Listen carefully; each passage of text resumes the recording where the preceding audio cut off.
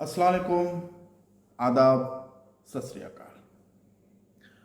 दोस्तों, मैं अयूब अयूबी आम मीडिया की जानिब से आपकी खिदमत में हाजिर हुआ। दोस्तों, जैसा कि आपको पता है कि हम आपके सामने मंजरनामा पेश कर रहे हैं। मंजरनामा इस जंग का जो कि ईरान, इजराइल और अमेरिका के बीच में हो रही है।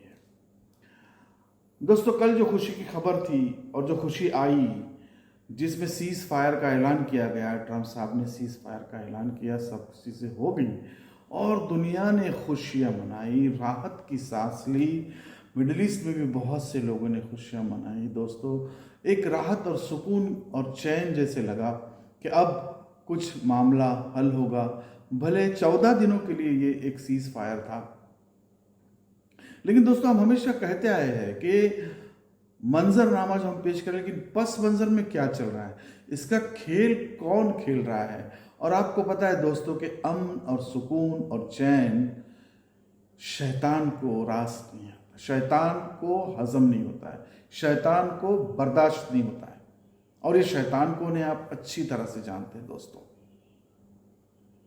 जिस तरह से दोस्तों इस सीज फायर का वायलेशन हुआ, ये यूं कहिए कि खिसियानी बिल्ली खंबा नोचे। जब अमेरिका और ईरान ने यह तय कर लिया कि अब सीज फायर होगा, हॉर्मोज का रास्ता खुलेगा, लोगों को गैस और ऑयल, ये सारा जो एक बहुत बड़ा एक तराई तराई जिसके लिए हुई थी, पूरा एक मसला बन चुका था, उसका हल निकलेगा, लोगों को राहत मिलेगी, लोगों ने खुशियां मनाए, लोग बहुत खुश हुए और राहत और चैन की, सुकून की सांस भरने लगे। सब तरफ ईरान में तो खुशियां मनाई गई, हर जगह पे खुशियां मनाई गई और पूरे दुनिया ने इसको सराहाया दोस्तों। पूरे दुनिया ने इसको एक अच्छा अमल या एक अच्छा कदम मिडिल ईस्ट के लिए और सारी दुनिया के लिए इसको कहा। लेकिन शैतान अपनी चाल चल रहा था, क्योंकि शैतान जो है वो खामोश बैठने वाला नहीं है। और दोस्तों देखो, एक ही दिन में, उसी दिन, एक दिन 24 घंटे भी पूरे नहीं होते हुए इजराइल ने इस तरह से लेबनान पर हमले शुरू कर दिए दोस्तों, जो हमले आज तक इस जंग में पहले कभी नहीं हुए। 10 मिनट में 100 से ज्यादा ठिकानों पर लेबनान में हमला हुआ और 10 मिनट के आसपास 200 से ज्यादा लोग शहीद हुए और हजारों लोग जख्मी हुए, जिसमें बूढ़े, बच्चे, औरतें और आम लोग इसके अंदर जख्मी हैं और परेशान हैं। और ये सिलसिला चल ही रहा है दोस्तों, ये सिलसिला चल रहा है। ये क्यों हो रहा है दोस्तों? ये सवाल हम आपको बार बार हम इस सवाल पे छोड़ते हैं कि ये क्यों हो रहा है। क्योंकि इजराइल चाहता ही नहीं है दोस्तों कि इस मिडिल ईस्ट में सुकून आए या यहां पर उसके सिवा कोई और राज करे या उसके सिवा किसी और का सिक्का चले।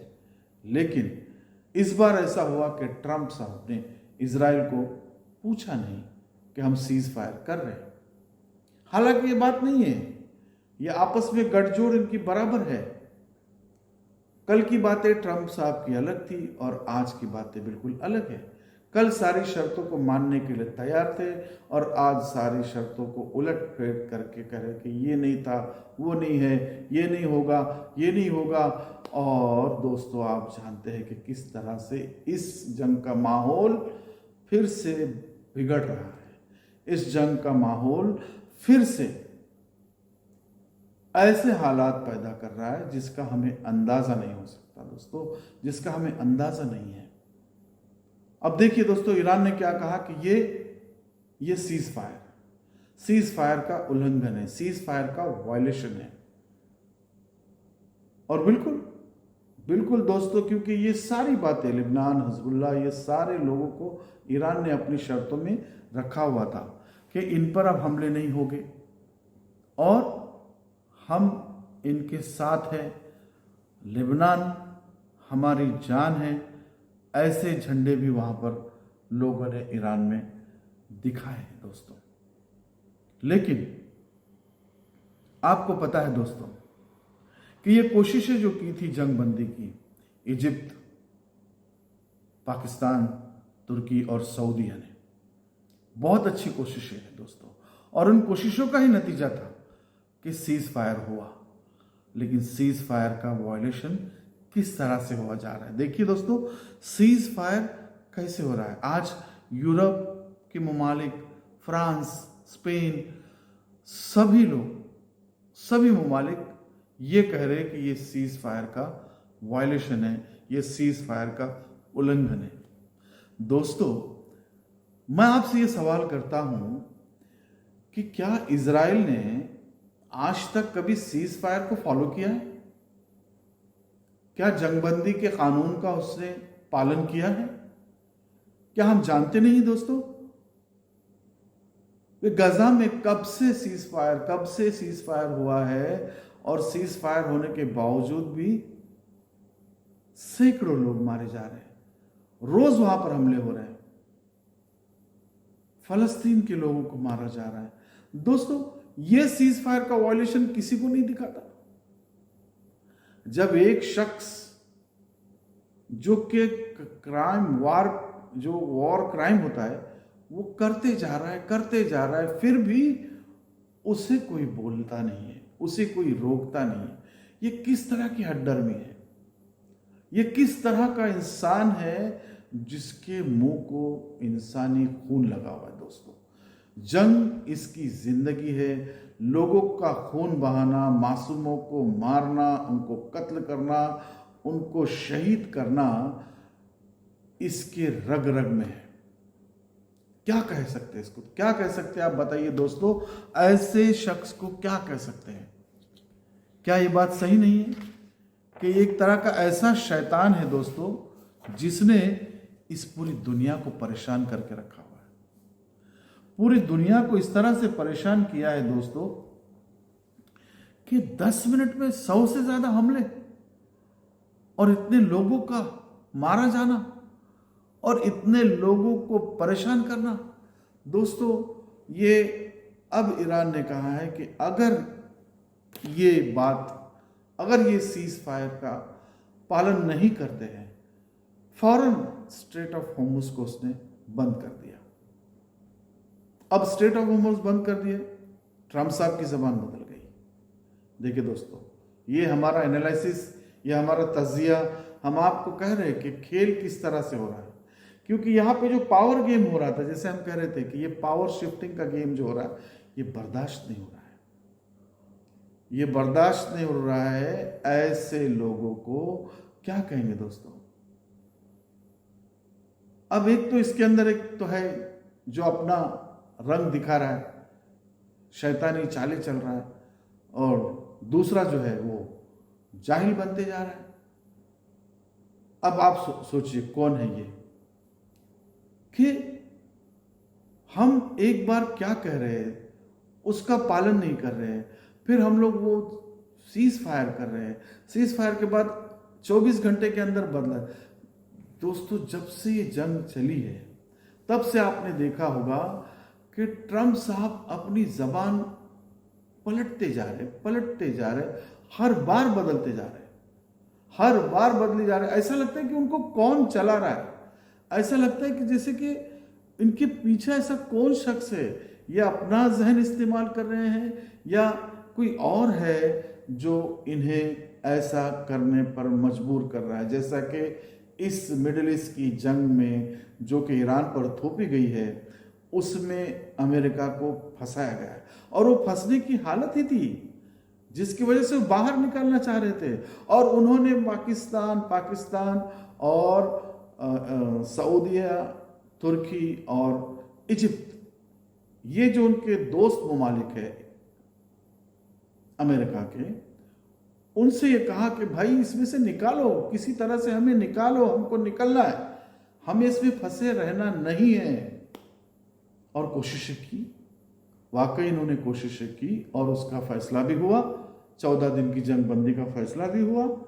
लेकिन क्या हाल है आप देख रहे हैं दोस्तों, दोस्तों हमारा एनालिसिस ये कह रहा है कि ये जंग कहीं और लेकर जा रही है, कोई और इसको इस तरह से चला रहा है कि ट्रम्प भी मजबूर हो चुके हैं शायद, और इस तरीके से मजबूरी है उनकी कि लोग कह रहे हैं ना कि कुछ ऐसी चीजें हैं जिनकी वजह से ये लोग फंसे हुए हैं, अमेरिका फंसा हुआ है। दोस्तों अमेरिका में खुद ट्रम्प साहब की ये हालत है कि अब वो एक अमेंडमेंट, उनका एक बिल रहता है एक्ट 25, इसी कुछ जिक्र चल रहा है उसका, कि वो लाया जाए और इनको कुर्सी से उतारा जाए।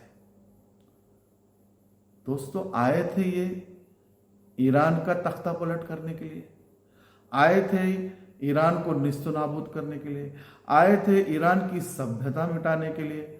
मैं ये रिपीट इसलिए कर रहा हूँ क्योंकि आपके जहन में आ जाए कि क्या क्या बातें इस पूरे जंग में हो चुकी थी, लेकिन उसका हो रहा है उलट। ईरान मजबूत खड़ा, डट कर खड़ा, अपने इरादों को पुख्ता करके खड़ा है। शहादतों के बावजूद पूरी आवाम उनके साथ जुड़ी हुई है। हाँ, और एक बात दोस्तों, तख्ता पलट करने के पहले भी, तख्ता पलट करने के लिए भी इन लोगों ने कुछ ऐसे लोगों को भी तैयार किया था जो कि अंदरूनी तौर पर एक ऐसी वॉर करे या ऐसा बगावत करे हुकूमत से जिससे ये तख्ता पलट हो, वो भी नहीं हो सका। हर एक मोर्चे पर ईरान ने अच्छी तरह से जवाब दिया है और इस बात को पूरी दुनिया ने भी माना। तो ये जो गेम, ये जो पावर चेंज, ये जो पावर शिफ्टिंग है दोस्तों, ये बर्दाश्त नहीं हो रही है कुछ लोगों को, ये बर्दाश्त नहीं हो रही है दोस्तों। और हम यही कहना चाह रहे कि अगर ये इसी तरह से, अगर ये इजराइल अपना खेल खेलता रहा तो ये जंग बहुत ही बुरे दौर में जाने वाली है। और अब ईरान ने तो ये कह दिया है कि अगर ये हमले नहीं रोकते हैं लिबनान पर तो इसका जवाब बहुत करारा दिया जाएगा। दोस्तों आप भी सोचिए, हम भी सोचते हैं, जैसा कि हम कहते हैं कि हमारी तज़्ज़िया निगारी आपको कैसे लगती है, हम जो बताते हैं दोस्तों, हमने सारे वीडियोस में जो बताया वो आपके सामने आया। आपको ऐसा एहसास होता होगा, महसूस होता होगा कि हमने जो बातें कही हैं या हम जो तज़्ज़िया एनालिसिस कर रहे हैं वो एनालिसिस कहीं ना कहीं फिट बैठता है, कहीं ना कहीं बताता है कि हाँ ऐसा ही कुछ हो रहा है, हाँ ऐसा ही कुछ होने वाला है। क्योंकि मिडिल ईस्ट को बर्बाद करने का जो इरादा इजराइल ने किया हुआ है, ये बात हमारे हुक्मरानों के या अरब हुक्मरानों के बात ये समझ में आई है। और ये बात अगर समझ में आई है तो बहुत अच्छी बात है और इस पर गौर व फिक्र होना चाहिए। हम हमेशा कहते हैं कि इस पर गौर व फिक्र होना चाहिए और मुत्तहिद होके इस मसले का हल ढूंढना चाहिए। दोस्तों हम आपको इसी सवाल पर छोड़े जाते हैं कि आपके लिए और हमारे लिए ये दोस्तों, ये सवाल, ये जंग में क्या होने वाला है, ये सवाल हम दोनों के लिए है। हम आपको बताएंगे ज़रूर, अगली वीडियो में हम ज़रूर बताएंगे कि क्या होने जा रहा है, कैसा हो रहा है, दुनिया देख रही है। तो ईरान ने फिर से अपनी कमर कस ली है दोस्तों, फिर से अपनी कमर कस ली है। और वैसे तो उसकी तैयारी पूरी है, उन्होंने बंद नहीं किया था, उनकी तैयारी कंप्लीट थी और उसे मालूम है कि ट्रंप और इसराइल पर बिल्कुल भरोसा नहीं किया जा सकता। दोस्तों आप हमारे इस चैनल को ज़रूर लाइक करें, सब्सक्राइब करें और वीडियो पसंद आए तो इसे ज़रूर शेयर करें और बेल आइकन का बटन ज़रूर दबाएं। अब मैं आपसे विदा लेता हूँ। मैं अयूबी आम मीडिया की जानिब से अस्सलामु अलैकुम वरहमतुल्लाहि वबरकातुहू।